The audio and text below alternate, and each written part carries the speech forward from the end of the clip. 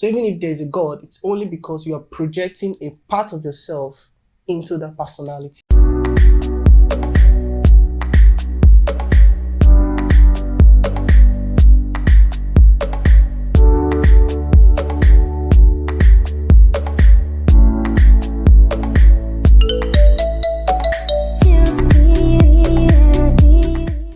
Welcome back to another episode of Moment of Truth. In the last video, we talked about sex before marriage and some issues surrounding relationship. But in this video, we're discussing about education and some mysteries. Please do permit me to introduce our guest speaker for today, Prof. Abdulaziz, a first class graduate of mathematics from Olabisi Onabanjo University. He will be our co-host for today. And can you please say hi to the audience? Hello, I'm very excited to be here, and I hope you're excited to be watching too. Yeah, they'll be very, very excited to be watching. So, hope you don't mind me asking you personal questions before we go into the... I wouldn't mind to give some background to my personality. Okay. So, the question is, can you quickly brief us on how your journey to become a first class graduate and the challenges you face while starting? In a way, my journey to become a first class graduate would have started when I was born, literally, right? But it really started when I realized that I was some sort of a first class material. I was at a point in time. Speak louder, please, sir. I was at a point in time going to a different school, Obafemi Awolowo University, and some things happened. I had to cross over to Olabisi Onabanjo University, and I came in with the understanding that I was just the best, and I acted out that way. So basically, it was just, I don't know, me having a particular experience which inspired me to realize that I could actually be a first class student. So what are the challenges you face while...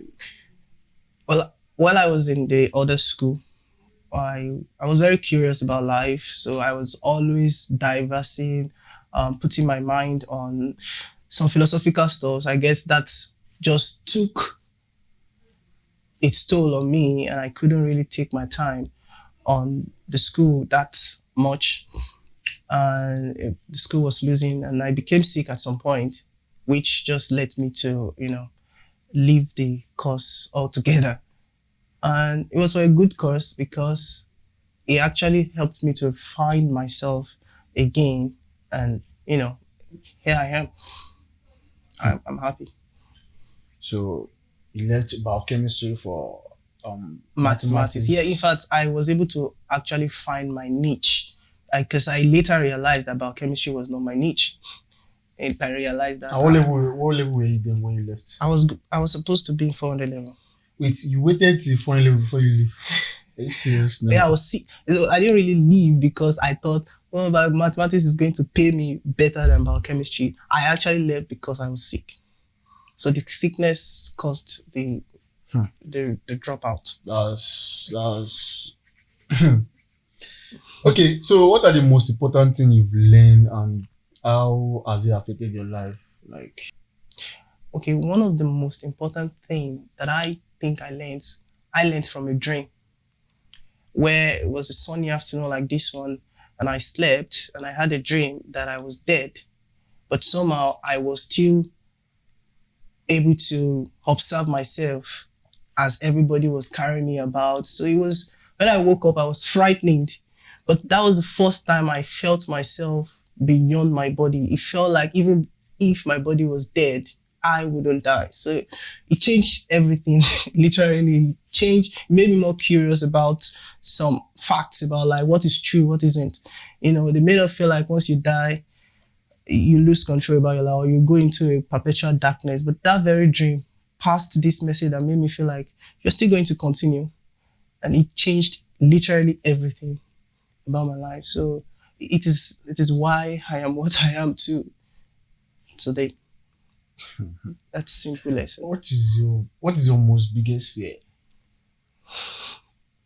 But I don't have any fear. You don't have any? Who doesn't have a fear?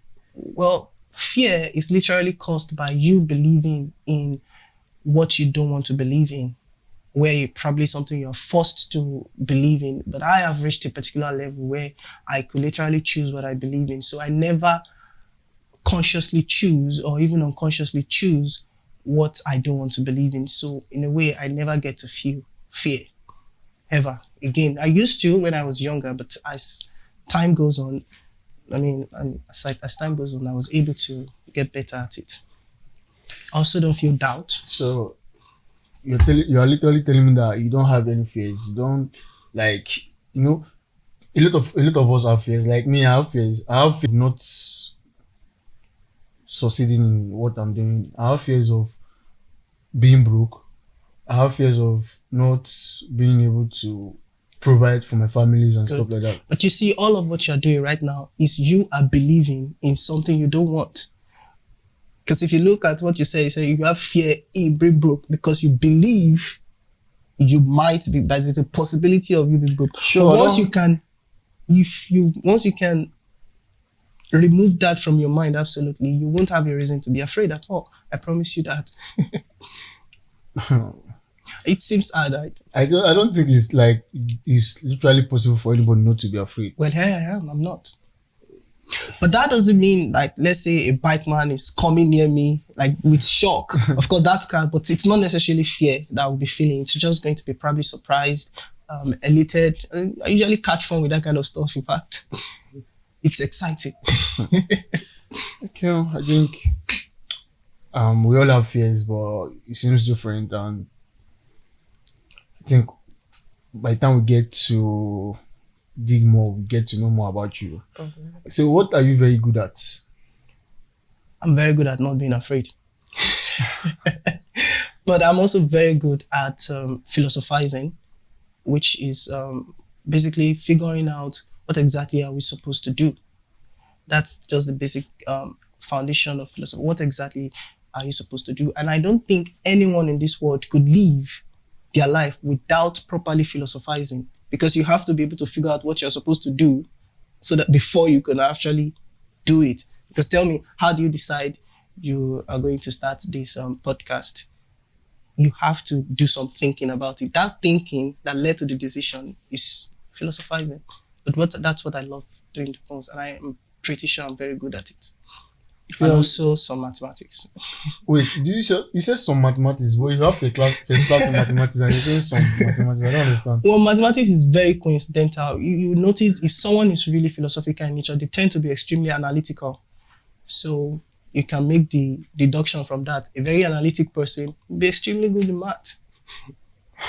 Okay, let's just quickly go into the main reason why we are here. Let's talk about the mysteries and stuff like that. It seems to be someone who doesn't, I don't know, what am I supposed to call you? I'm not conventional.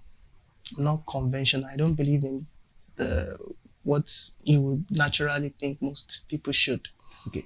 Do you actually believe there is someone up there called God and is the one in charge of the universe and stuff? That's a very deep question. In fact, it's like the biggest question you can ask me. Now, I was thinking maybe we could start from something simple like who am I? At least when you know who am I, maybe you can start to understand if there's something else outside of you. First of all, you exist alone. And that's probably would be a very hard pill to swallow.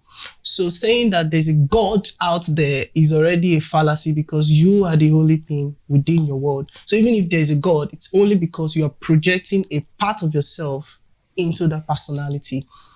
But that also does not mean that God as we think of it now does not really exist. And so far people believe in something, it tends to exist. So, like, are you saying God does not exist? Well, not in the way most people think of it. How do people think of it? God is the energy that flows through us. He or it, depending on how you want to put it, but I prefer to use it. It, since it is gender neutral. It is the energy that is being all of us. Without God, we can't be. It's It's like God is the body and we are just parts of that body. So you believe there is God, right? There is a God, yes, but not necessarily how most people would believe in it. I don't believe in it in necessarily how there is a God up there that when you die, you go to meet and then he judges you.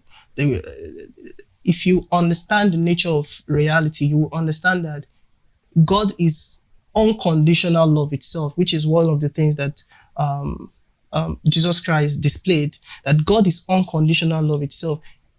And if Jesus Christ is said to be a son of God, of nature of God, and you could see what it displayed. Did Jesus Christ punish anybody? Did Jesus Christ, in fact, when they were nailing him, he still said, forgive them because they don't know what they were doing. Now, why do you think a God, which is supposed to be more superior to Jesus, will find any meaning in punishment when somebody that is even just an extension of him did not find any reason for it? But I really don't want us to go into the Bible, but Yeah, since you made mention of this now, okay. you know, there's a part of the Bible that said Jesus Christ came to die for the sins of the world, right? Well, you see, the problem with authority of the Bible is that, for instance, I can say I don't believe in the Bible, I believe in the Quran. So, and even when you say I believe in the Bible, there's to an extent that you believe. Some people believe everything in the Bible is true, down to the comments, down to the expansion that they are now putting in it. You notice that even Bible is already evolving the way they are writing it. And some people still believe it is still the truth, even though it is really, really changing. People are bringing in their own understanding. And yet when somebody still reads this, feels like this is the truth. So it depends on what authority you're coming from. If you say, well, the Bible is true, then everything that comes from it, for you, is true. But if you're really interested in the truth is there is no truth. You create your own personal reality. So you have to be very careful of what you accept as the truth. So for me, that part, I may not necessarily agree with it. Not necessarily.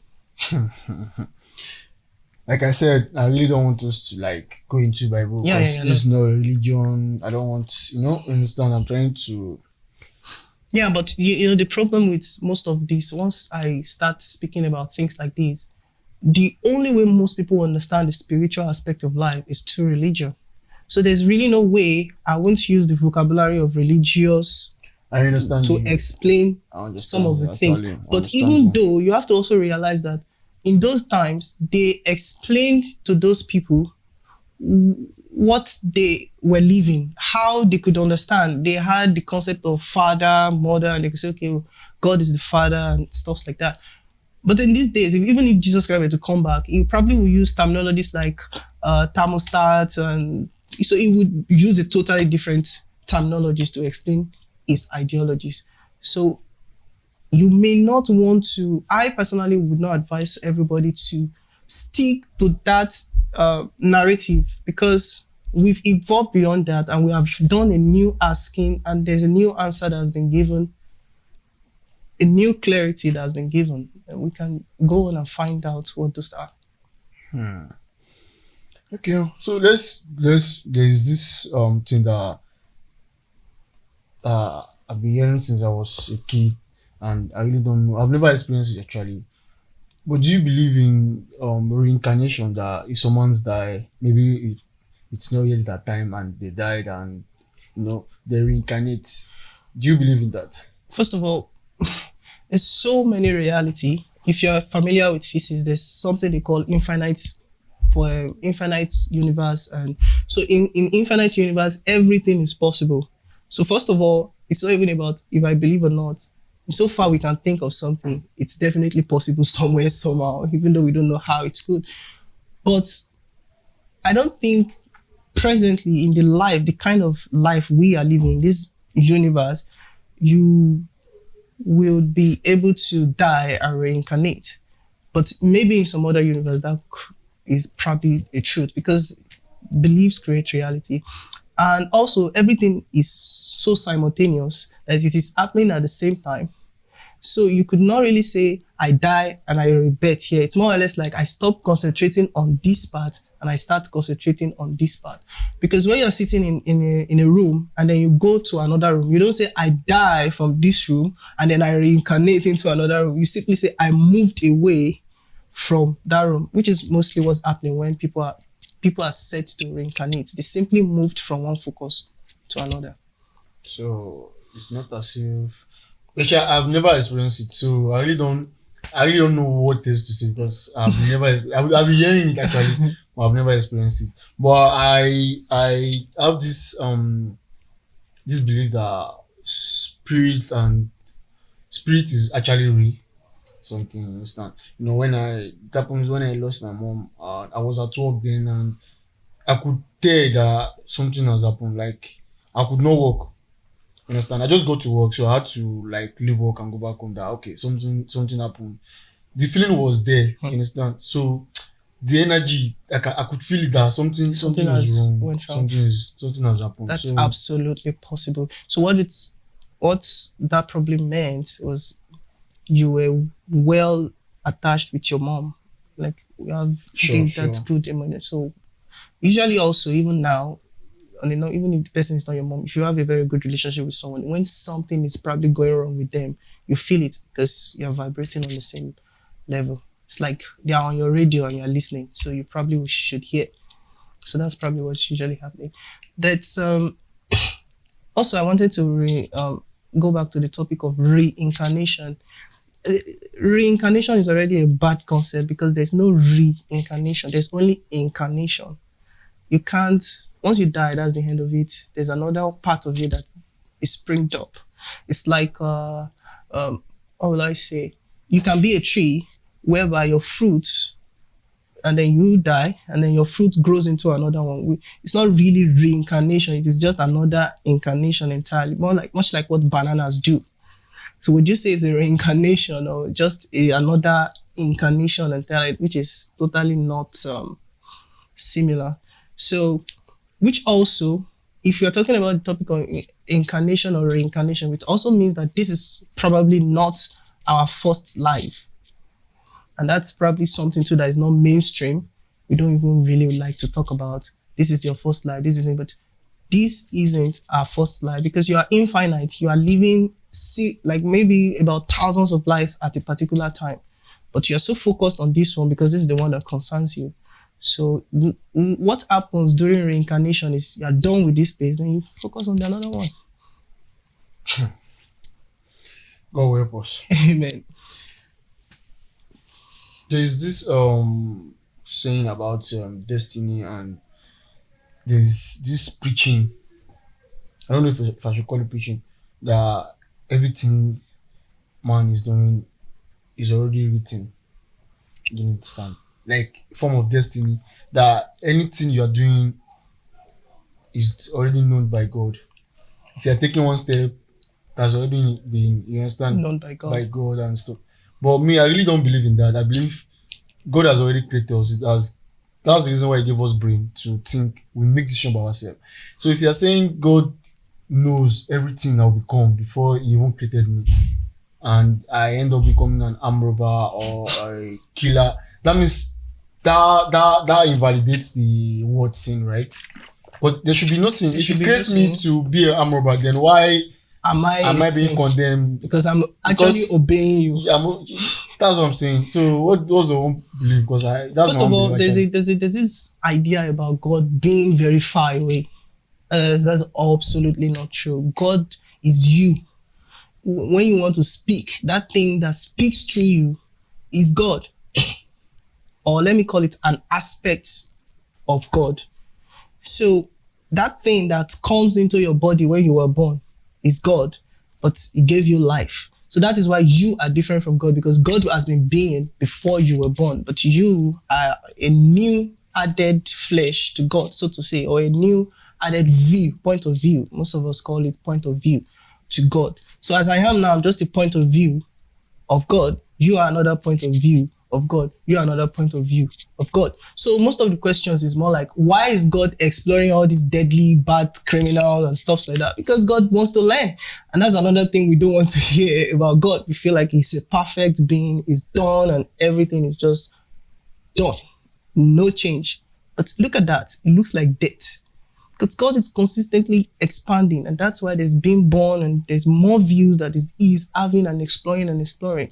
So at this particular time, we are learning how to dispense with all the terrible things.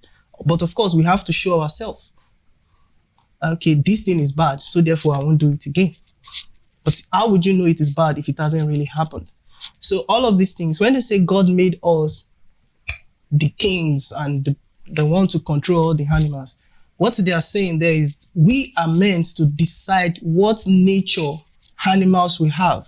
Are they going to be good? Are they going to be bad? And you see people, they've changed the nature of lions. They've become friendly. Some people have changed the nature of dogs, which are supposed to be friendly, to become something extremely savage. So we have that power. We have the audacity. We have the ability to decide what the world is supposed to feel like or be like. And we decide it. And that's why if you keep saying Nigeria is bad, then Nigeria will keep on being bad, because it's not about Nigeria itself. There's no Nigeria itself. It is we who are deciding what Nigeria is supposed to be like. So until we take charge and feel like, okay, we don't want Nigeria to be bad again, and then we start acting as though Nigeria is good, Nigeria will never become good. So, in a nutshell, you believe that we are the Masters of our destiny. Masters of our own destiny, Yeah, right? yes. Which means the talk that people that has power to change destinies is It's impossible. nobody can change. No one has the power to think for you. Therefore, Sure. nobody has power over you. Because the only way for anybody to have any power over you is to influence your thoughts.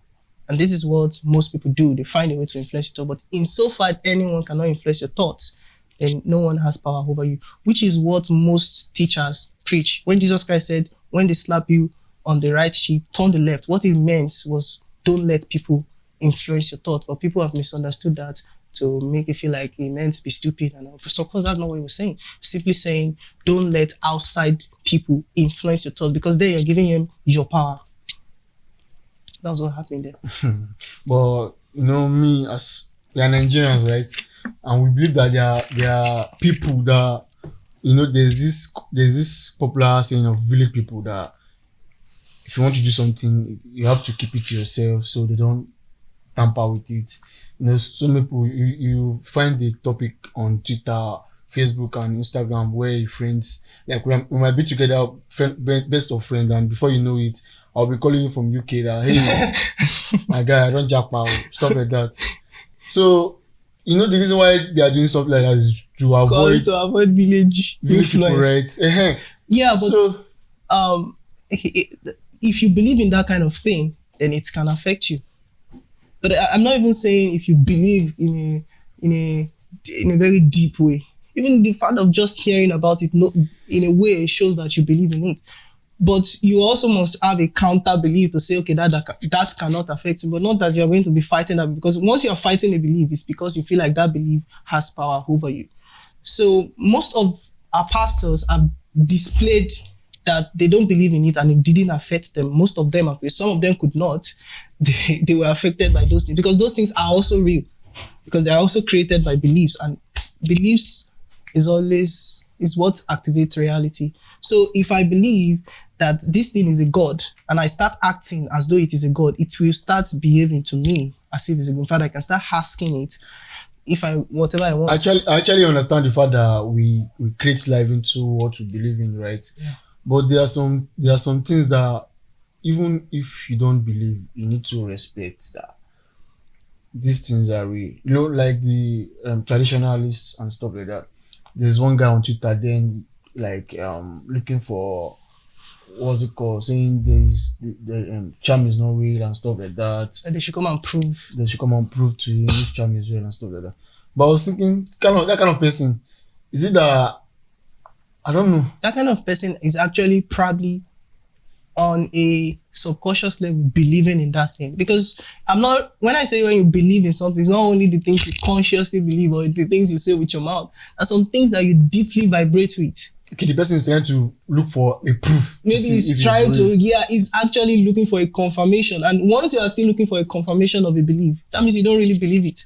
So if you want to prove that voodoo is not real, that means you don't really believe that voodoo is real, because if you do, it doesn't need proving by definition, because it's already real.